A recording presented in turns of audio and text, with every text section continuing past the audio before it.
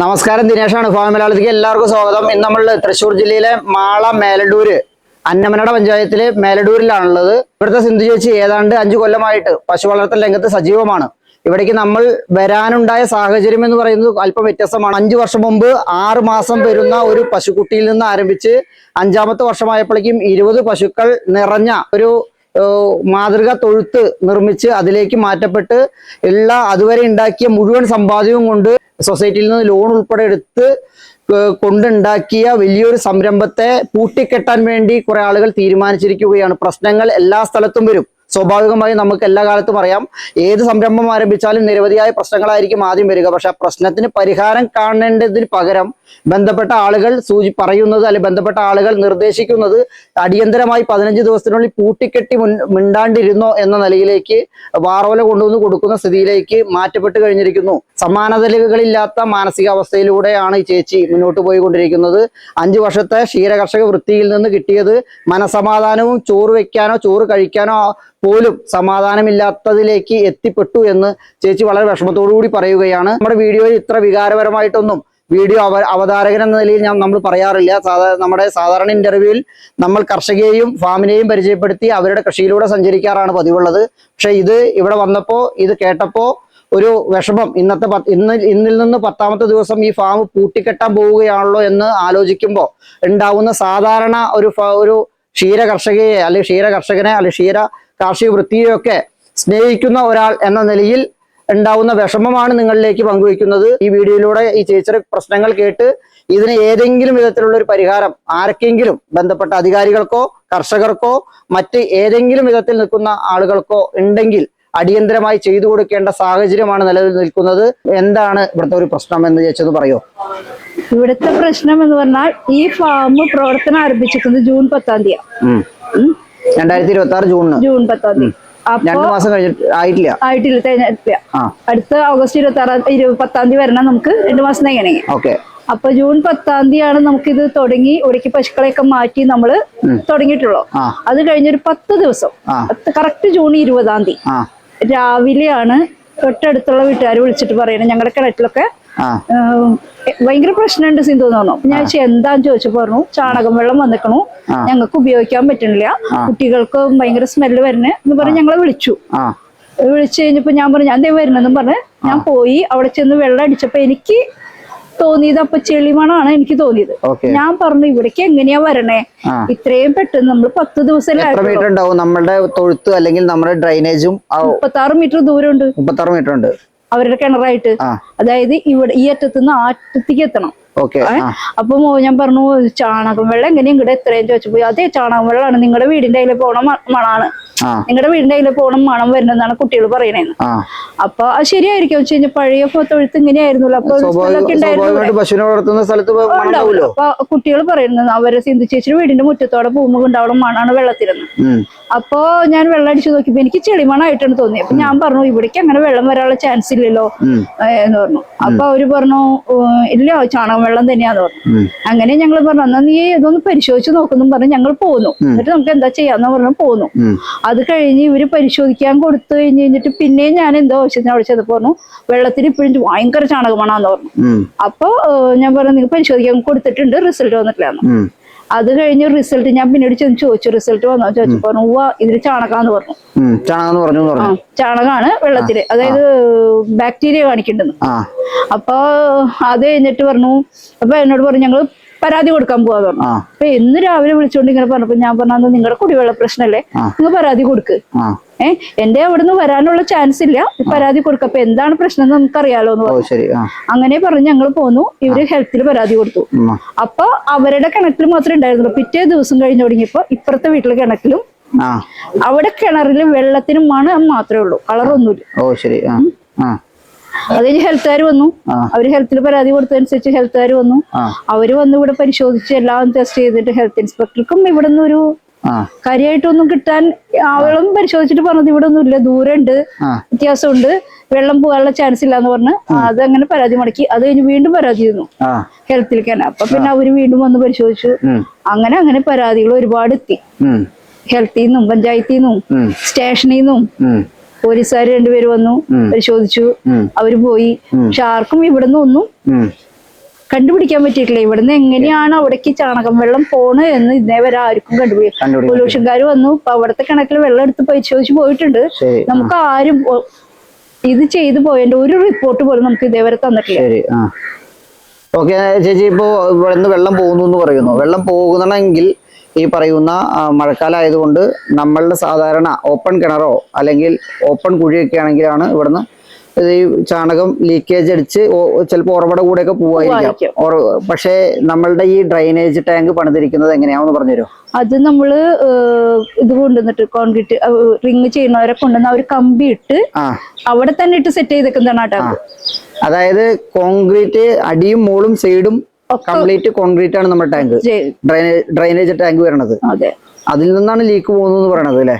നമ്മുടെ ചാണകക്കുഴിയോ എങ്ങനെ? ചാണകക്കുഴിയും അങ്ങനെ തന്നെ. ഇത് വെട്ടുകല്ലാണ് സംഭവം, മണ്ണല്ല.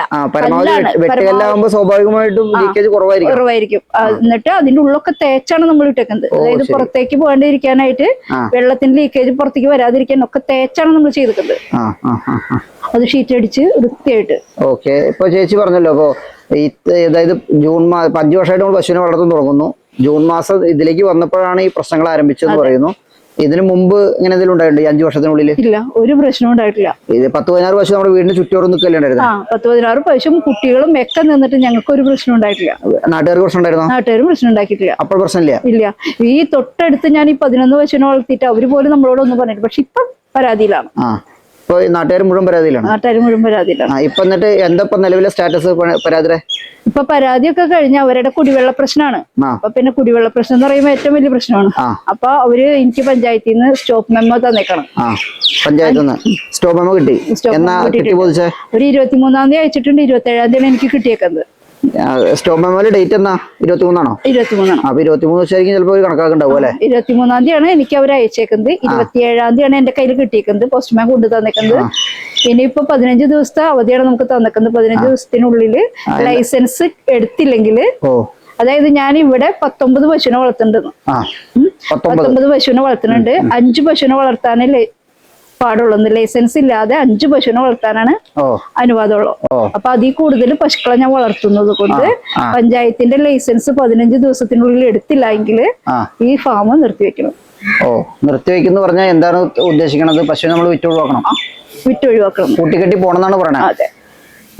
അതായത് 10 ലക്ഷം രൂപ മുടക്കി തൊഴുത്ത് പണിത് അതിൽ 10-20 പശു, ഏതാണ്ട് അത്രത്തോളം വരുന്ന പൈസ പശു അല്ലെങ്കിൽ അതിനേക്കാൾ കൂടുതൽ തുകയുടെ പശുവും നമ്മുടെ ഏക ഉപജീവന മാർഗം ആയിട്ടുള്ളത് കൂട്ടിക്കെട്ടി പോണം. അതിന് സൊല്യൂഷൻ ഒന്നും ആരും പറയുന്നില്ല. ഇല്ല. ഞാനപ്പോ ഇന്ന് ഒരു റിപ്പോർട്ട് കൊടുക്കാൻ പോയി. നമുക്ക് തന്ന മെമ്മോക്ക് ഒരു റിപ്പോർട്ട് തിരിച്ചു കൊടുക്കണമല്ലോ, വിശദീകരണം കൊടുക്കാൻ വേണ്ടി പോയി. അപ്പൊ അവിടെ ചെന്നപ്പോ ഞാൻ സെക്രട്ടറിയായിട്ട് സംസാരിച്ചു. സെക്രട്ടറിയോട് ഞാൻ പറഞ്ഞു, സെക്രട്ടറിയോടും പ്രസിഡന്റിനോട് ഞാൻ പറഞ്ഞു, എന്താന്ന് വെച്ച് കഴിഞ്ഞാൽ ഇതിന് നിങ്ങളൊരു പരിഹാരം പറഞ്ഞിട്ടില്ല.